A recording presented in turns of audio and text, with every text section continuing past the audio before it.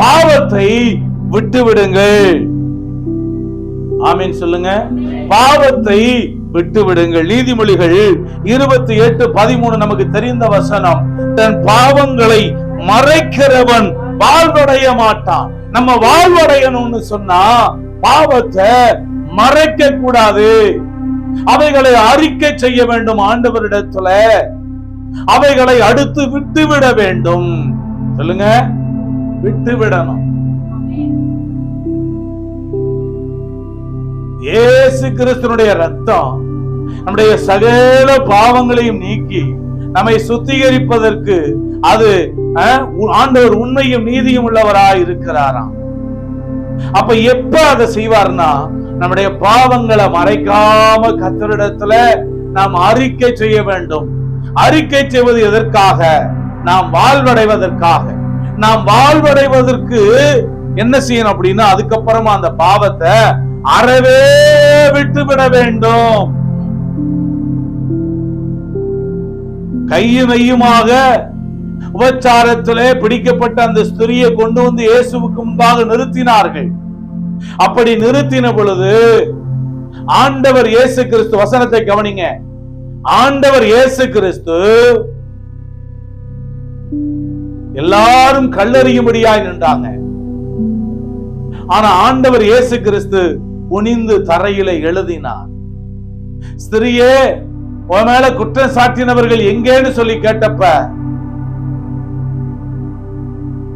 எல்லாரும் போய்விட்டார்கள். அந்த ஸ்திரீ மட்டும் நடுவில் நின்றால், நானும் உன் மேல குற்றம் சுமத்தல, நீ போ, இனிமே பாவம் செய்யாதேன்னு சொன்னாரு. நீ போய் நீ பாவம் செய்யாத. ஆண்டவர் நம்மை பாவத்திலிருந்து விடுவித்தது எதற்காக என்றா, இனிமே நீ பாவம் செய்யாம இருக்கணும்ன்றதுக்காகத்தான். அதனால தாவீது ஜெபிக்கிறாரு, துணிகரமான பாவங்களுக்கு என்னை விலக்கி காரும், அவைகளை நீ ஆண்டு கொள்ள ஒட்டாதரும், அப்பொழுது நான் உத்தமனாகி பெரும்பாதகத்துக்கு நீங்களாயிருப்பேன். சொல்லுங்க, தன் பாவங்களை மறைக்கிறவன் வாழ்வடையவே முடியாது. அப்ப என்ன செய்யணும்னா, விட்டுவிட வேண்டும் என்று ஆண்டவருடைய வேதம் நமக்கு கற்றுத்தருகிறது.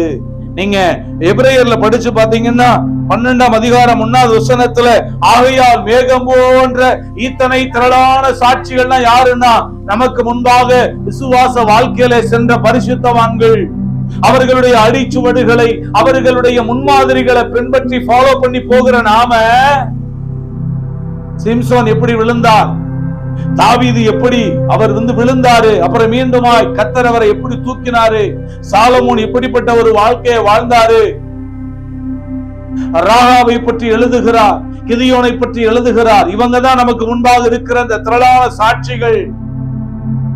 இப்படிப்பட்ட, ஆகையால் மேகம் போன்ற இத்தனை திரளான சாட்சிகள் நம்மை சூழ்ந்து கொண்டிருக்க, பாரமான யாவற்றையும், பாரம் எதுன்னா உலக கவலை பாரம். நம்முடைய இருதயத்துக்குள்ள பாரங்களை வைத்துக் கொள்ளக்கூடாது.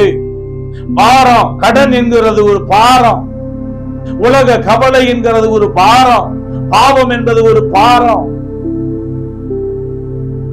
பாரமான யாவற்றையும், நம்மை சுற்றி நெருங்கி நிற்கிற பாவத்தையும் தள்ளிவிட்டு விசுவாசத்தை துவக்குகிறவரும் முடிக்கிறவருமாயிருக்கிற இயேசுவை நோக்கி நமக்கு நியமித்திருக்கிற ஓட்டத்துல நாம பொறுமையோட ஓடணும்னு சொல்லி கர்த்தருடைய வேதம் நமக்கு சொல்லி கொடுக்கிறது. அப்ப பாவத்தை ஒரு கர்த்தருடைய பிள்ளை விட்டுவிட வேண்டும். பாவம் செய்ய நாம் அழைக்கப்படவில்லை. பாவத்தை விட்டுவிட்டு பரிசுத்த வாழ்க்கை வாழும்படியாய் நாம் அழைக்கப்பட்டிருக்கிறோம். திரும்ப திரும்ப பாவம் செய்கிறவன பைபிள் என்ன சொல்லுது அப்படின்னா, நாயானது தான் கக்கினதை தின்னும்படி திரும்புகிறது போல. நாய் கக்கினதை பார்த்திருக்கீங்களா? நாய் கக்கிட்டு திருப்பி திருப்பி அதை நக்கி சாப்பிடும்.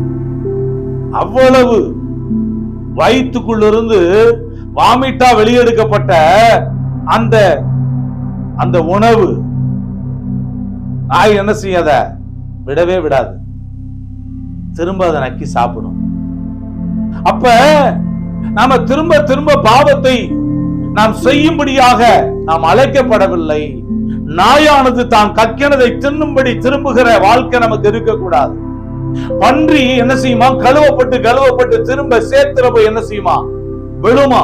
அதனால கர்த்தருடைய பிள்ளையே பன்றியை போல நாயை போல திரும்ப பாவத்தை செய்யும்படியாக நாம் அழைக்கப்படாமல் பரிசுத்த வாழ்க்கையை வாழும்படியாக இருதயத்திலே சுத்தமுள்ளவர்கள் பாக்கியவான்கள், அவர்கள் தேவனை தரிசிப்பார்கள் என்ற வார்த்தையின்படியா, பரிசுத்தம் இல்லாமல் கர்த்தரை தரிசிப்பதில்லை என்கிற வார்த்தையின்படியா நாம பாவமில்லாதவர்களாய் பரிசுத்தர் இயேசுவை சந்திக்க நாம் ஆயத்தமாக்கப்படும்படியாய் நாம் அழைக்கப்பட்டிருக்கிறோம்.